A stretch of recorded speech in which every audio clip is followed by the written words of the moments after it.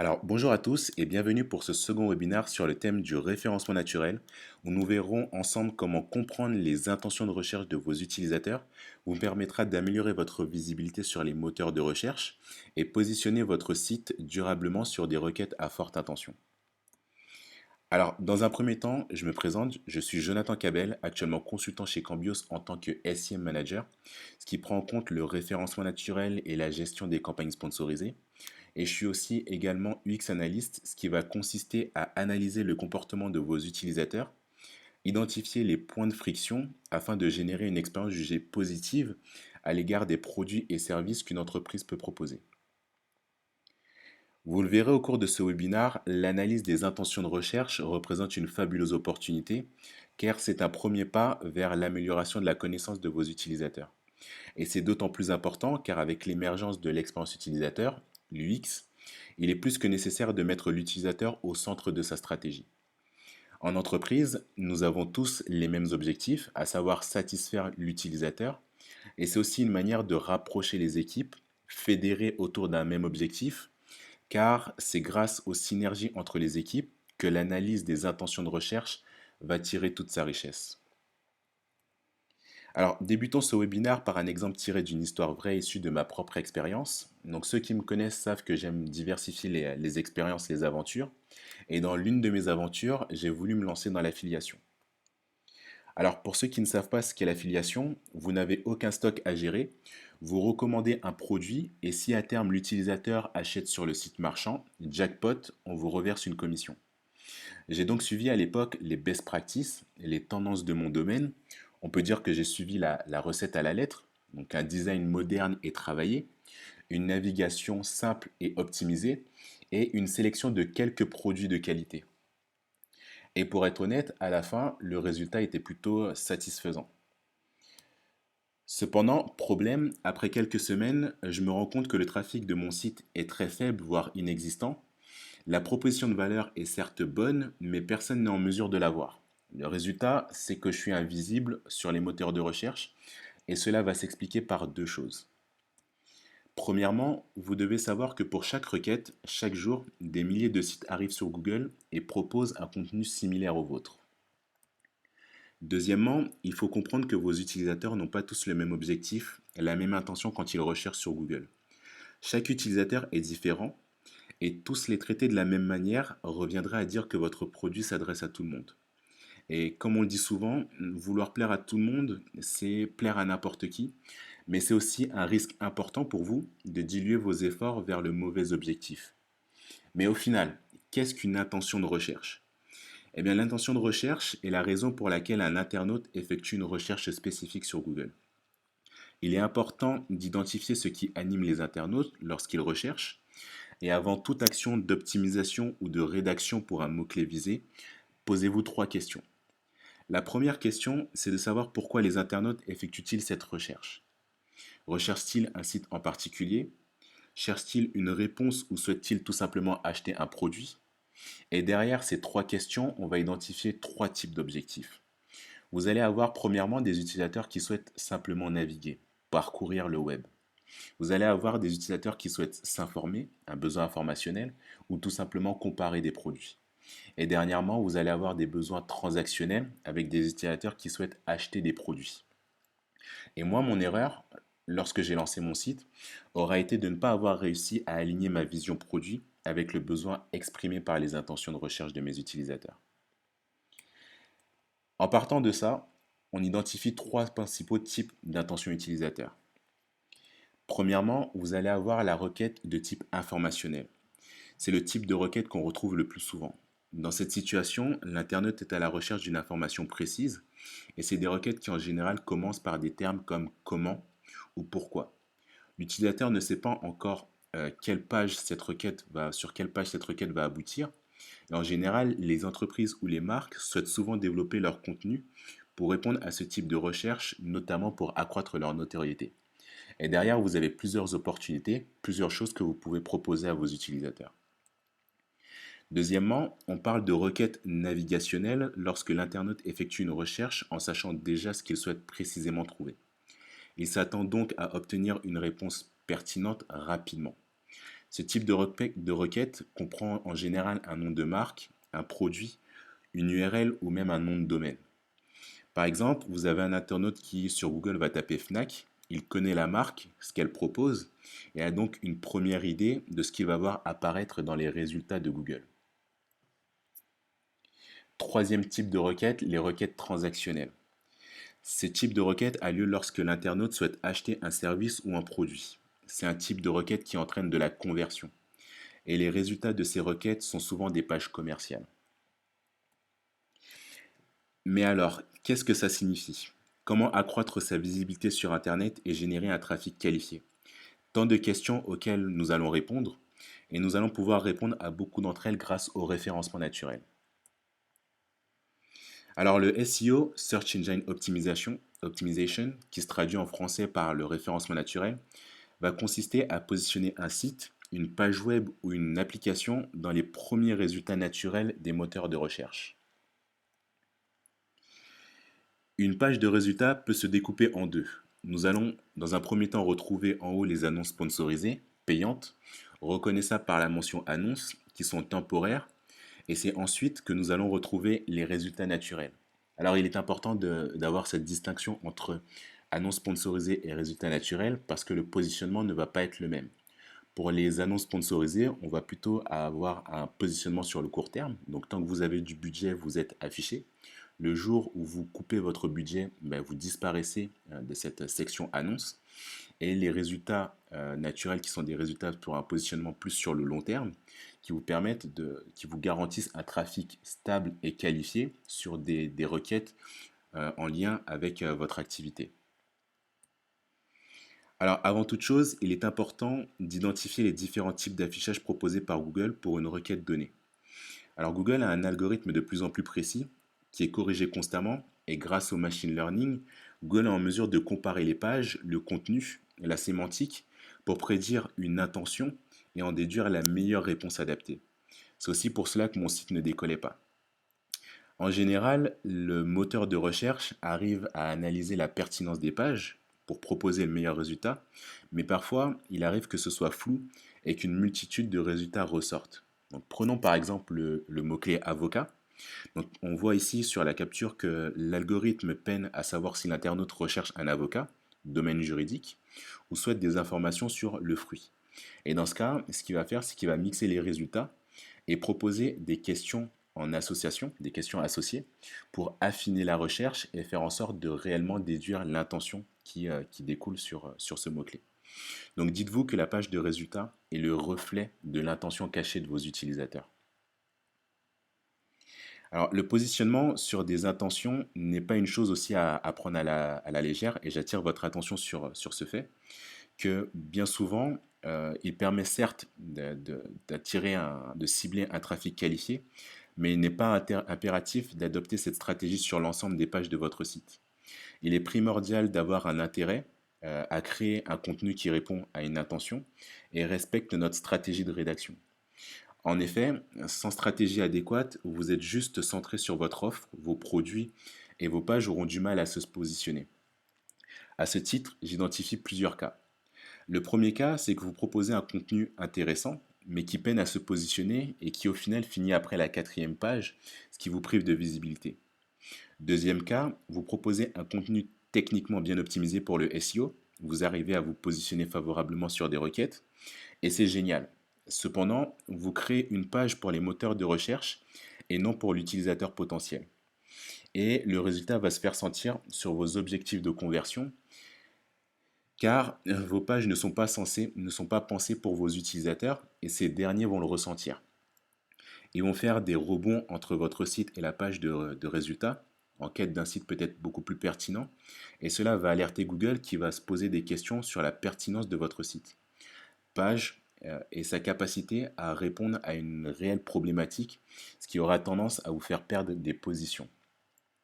C'est pourquoi il est important de trouver un juste milieu entre les deux. Donc, optimisez vos pages suffisamment pour les moteurs de recherche, mais ne pas oublier que votre produit s'adresse à un utilisateur et que sa satisfaction est la clé de la réussite de votre entreprise.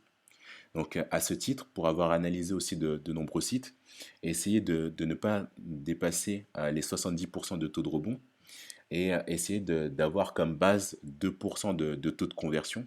Donc, petit conseil, c'est que vous avez des outils comme Google Analytics qui vous aideront à identifier vos pages, les pages qui génèrent de mauvaises performances. Et ce sera aussi une base pour vous pour prioriser votre intervention sur le contenu déjà existant. Renforcer votre maillage interne améliorera aussi la qualité et la pertinence globale de votre site. Et cela fera aussi une meilleure base d'accueil pour du nouveau contenu optimisé. Alors, définir une stratégie SEO est important lorsqu'on souhaite se positionner sur le long terme et sur des mots-clés recherchés et des intentions engageantes.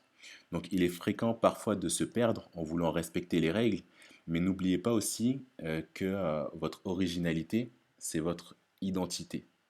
Votre savoir-faire, c'est votre originalité et c'est aussi une démonstration de votre expertise et le meilleur moyen de partager vos émotions. Alors maintenant, identifions ensemble comment trouver des intentions de recherche qui serviront à optimiser vos pages. La recherche de mots-clés, quand elle est réalisée correctement, peut fournir des renseignements très intéressants sur les problématiques, les besoins, les désirs et les intentions de vos clients potentiels. Premièrement, la première question que vous devez vous poser, c'est à qui s'adresse votre site. C'est à ce moment-là que vous pouvez vous rapprocher du service marketing ou de l'UX designer. Donc en début de ce webinaire, je parlais de collaboration entre les différents services afin de récupérer plein de données sur vos utilisateurs, leurs caractéristiques et structurer vos personas. Ces fiches synthétiques vont être une mine d'or en termes d'information pour identifier les problèmes d'un point de vue macro. Donc prenons un sujet actuel qui nous touche tous, le coronavirus. Nous avons créé un persona pour mieux identifier et comprendre notre utilisateur. Je vous présente Marc Rivière, qui est un jeune père de famille de 2 enfants. Et lui, ce qu'il souhaite, c'est pouvoir s'informer, se protéger du virus, mais aussi prendre soin de ses proches. Marc a des besoins, mais aussi des frustrations. Et tout cela va être extrêmement utile pour nous, car nous aimons les problèmes, et notre but va être de pouvoir y répondre avec une réponse pertinente. En termes de besoins, il souhaite s'équiper au maximum, donc de gel hydroalcoolique, de masques, ce qui peut se traduire par un besoin d'achat. Il consulte des applications de news comme BFM ou Le Figaro et se sent frustré par le manque d'informations, parfois du gouvernement, ce qui peut se traduire par un besoin d'information. Il utilise des applications comme Bankin pour consulter ses comptes et en période de confinement, nous devons nous adapter et sans doute qu'il doit gérer ses finances autrement avec un budget parfois plus réduit. Donc peut-être c'est le moment d'être créatif et proposer des réalisations fait maison. J'insiste sur le besoin de définir des personas qui sont censés être représentatifs des utilisateurs que vous ciblez, mais aussi votre lien avec la réalité, car derrière ces fiches se cachent de vrais besoins. Et en digital, on a toujours cette problématique de connecter la réalité avec le digital, mais grâce aux informations que vous allez recueillir via les personas et via le parcours de vos utilisateurs sur vos interfaces digitales, vous allez pouvoir définir de manière digitale des segments et ajuster votre stratégie sur la base de vraies données afin d'identifier si le comportement de navigation concorde avec la réalité. La saisonnalité est aussi à prendre en compte pour parfois sur certaines activités identifier des temps forts. Et pour cela, nous allons pouvoir nous appuyer sur l'outil Google Trends qui, sur un mot-clé, nous permet d'identifier l'intérêt par le nombre de requêtes par semaine. Google Trends, c'est aussi l'occasion de voir l'intérêt par région, mais aussi de trouver des requêtes associées. Donc comme vous pouvez le voir sur cette courbe, on a un pic qui représente l'intérêt de la recherche sur le mot-clé coronavirus. Et on voit que le pic se situe au niveau du 17 mars, début de confinement, et que derrière, on va avoir aussi pas mal en partant du mot-clé coronavirus, on va avoir pas mal de requêtes associées, comme symptômes coronavirus, coronavirus conseil, ou confinement. Mais tout ça, ça nous permet, en partant d'un mot-clé très large, d'avoir aussi les différentes tendances et de savoir vers quoi on peut, sur quoi on peut créer du contenu. Grâce à l'autocomplétion de Google, nous allons pouvoir affiner notre mot-clé et voir ce qui intéresse les internautes au moment de la recherche. Donc bien évidemment, rien ne nous empêche de tester l'évolution des demandes dans Google Trends et trouver d'autres mots-clés. Donc on peut faire aussi des passages entre l'autocomplétion et Google Trends. Et restons dans le thème. Donc tout à l'heure, nous sommes partis du mot-clé général coronavirus, qui est très large, mais tout de même précis en raison du contexte actuel. Donc nous avions identifié des thématiques associées, de nouvelles branches, notamment sur les symptômes et les conseils sur le coronavirus. Donc grâce à notre persona marque, nous avons identifié un besoin transactionnel, donc celui de s'équiper de masques et de gel hydroalcoolique. Donc partons du besoin de marque et prenons pour exemple le mot-clé masque de protection. Donc comme vous le constatez, Google va proposer des requêtes associées suivant la tendance actuelle et recherchées par les internautes. Donc en partant de masques de protection, on va identifier justement des masques de protection lavables, donc avec une dimension pratique. On va aussi identifier masques de protection achat, avec justement le mot-clé achat qui traduit un besoin transactionnel. Et on va aussi identifier différents types de masques, avec des masques en tissu et des masques un peu plus médicaux, avec le masque FFP2. S'il y a un outil gratuit, bien que limité, que je vous conseille de tester, c'est aussi l'outil Answer the Public, qui vous aidera considérablement dans l'identification des tendances en testant plusieurs tournures. Donc en partant d'un mot-clé comme masque de protection, je vais pouvoir identifier différentes formes, donc premièrement sous forme de questions, en intégrant des prépositions, ou même en partant de ce mot-clé, identifier d'autres mots-clés associés et avoir et élargir ma liste de mots-clés. Donc l'avantage aussi derrière cet outil, c'est de pouvoir exporter les intentions identifiées sous un format Excel pour les retraiter et les analyser dans d'autres outils. Et grâce à l'outil Answer the Public, j'ai pu identifier 263 intentions potentiellement exploitables.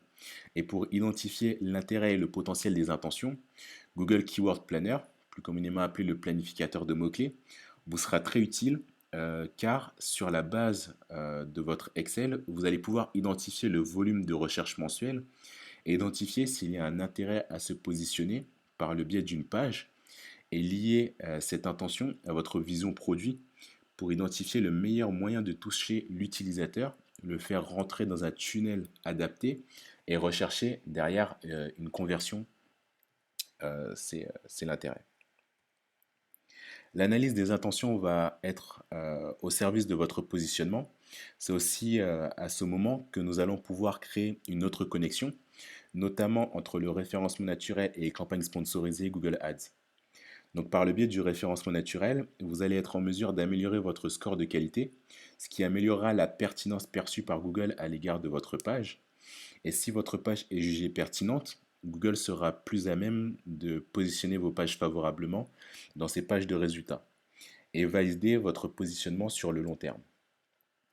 Là, cela aussi est intéressant sur le lien avec le SIA et surtout notre capacité à réduire notre enchère grâce à des pages beaucoup plus pertinentes. Vous pouvez alors potentiellement maximiser votre visibilité en étant positionné en tant qu'annonce, mais aussi dans les résultats naturels et parfois sous plusieurs formes. Donc stratégiquement parlant, Google Ads, c'est aussi une opportunité de tester l'intérêt de vos mots-clés de manière rapide, sans les délais associés à l'amélioration des positions dans les résultats naturels. Vous pouvez moduler votre budget en fonction des tendances grâce à Google Trends et tester un ciblage précis sur des mots-clés exacts ou des phrases exactes. À ce terme, ces tests vous conforteront également de vous positionner sur le long terme par le biais du SEO, car grâce à Google Ads, vous aurez désormais des indicateurs de performance et une première estimation de la conversion potentielle générée par le mot-clé et l'intention ciblée. J'attire également votre attention sur l'intérêt, voire parfois la nécessité, dans certains cas de figure, de faire appel à un regard extérieur. En effet, faire appel à un externe offre un regard neutre sur la question.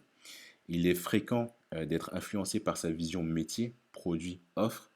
Et le risque, c'est d'orienter la recherche dans votre thématique en évaluant des mots-clés, en essayant d'évaluer quelle intention de recherche autour de certaines expressions qui font peut-être sens, mais qui au final vont vous couper de certaines expressions alternatives. qui peut-être ne sont pas les mêmes mots qui sont utilisés auprès de vos visiteurs, mais qui pourraient être intéressantes, qui pourraient être intéressés par votre contenu de demain, et donc enrichir vos visites et vos conversions. Donc faites cette étude d'intention de recherche de la manière la plus neutre et détachée possible. Et en parallèle, conservez bien entendu une vision humaine et spontanée de votre offre, avec le ton que vous avez envie d'employer, les émotions que vous avez envie de transmettre en produisant ces contenus, et comment vous souhaitez parler euh, de vos produits, que ce soit plus ou moins technique. Donc faites ce listing d'un côté et mettez en face l'intention de recherche. L'idée, c'est de pouvoir comparer les deux. Alors, il est important de valider la cohérence et le lien entre la vision produit et les intentions de recherche que vous avez identifiées. Donc, à ce moment, vous pouvez faire face à deux cas de figure. Premièrement, vous identifiez un lien, donc une relation entre votre communication et les intentions de recherche. Donc, on peut dire que vous êtes en cohérence. Et donc, il faut que l'on valorise ça, car derrière, il y a une logique, je dirais même une logique produit à produire ces contenus.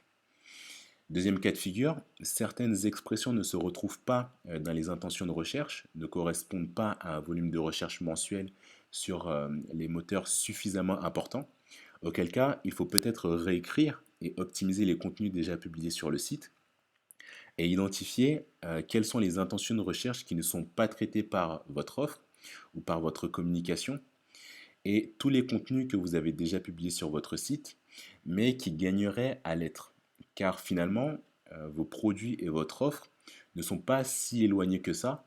Derrière, vous pouvez facilement trouver des ponts logiques et capter ces intentions de recherche, ces problématiques, et les diriger vers votre offre. Vos produits qui, eux, sont spécifiques et ne sont pas les mêmes que ceux de la concurrence. C'est aussi votre facteur différenciant et ce qui va vous permettre de vous distinguer de la concurrence. Donc, grâce à ces précieuses informations, nous allons désormais pouvoir répondre aux requêtes par un contenu adapté. Et maintenant que vous avez identifié les intentions de recherche, vous avez une liste de thèmes à aborder. Donc, libre à vous de laisser s'exprimer votre créativité pour publier un contenu optimisé pour le référencement naturel, mais aussi pour l'humain. Comme je le disais, concilier les deux, créer à la fois pour l'humain, mais aussi pour les moteurs de recherche en utilisant différents types de supports, en mettant en avant le contenu, car en référencement naturel, le contenu est roi, et en utilisant un champ lexical riche qui va vous permettre d'améliorer la perception et l'identification de la thématique traitée par votre page par Google. Pour un contenu performant en SEO et de qualité, si vous ne deviez retenir que quelques points, ce seraient ces trois-là. Premièrement, exploitez au maximum l'autocomplétion pour vous aiguiller et affiner vos mots-clés afin de déceler les intentions, les motivations de vos utilisateurs. Deuxièmement, n'ayez pas peur d'innover. On voit beaucoup trop de sites qui sont restés dans l'ombre en voulant faire comme tout le monde. Donc n'ayez pas peur de ce petit brin de folie. Et dernier point, et c'est aussi le point le plus important, la compréhension de vos utilisateurs. Ne débutez pas la rédaction ou la modification d'un contenu sans avoir au préalable compris votre utilisateur. Vous avez la vision produit, mais il faut que cette dernière puisse trouver un point de connexion avec une intention.